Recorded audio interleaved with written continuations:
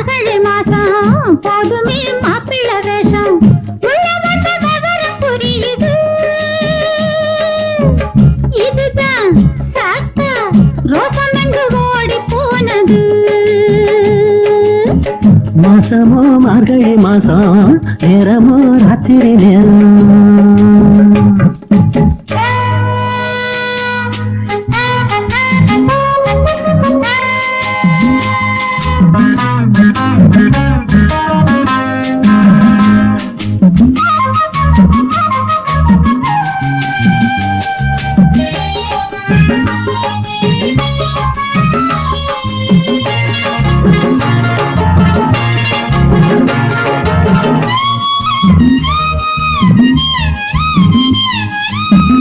சாமத்துல நெருங்குதா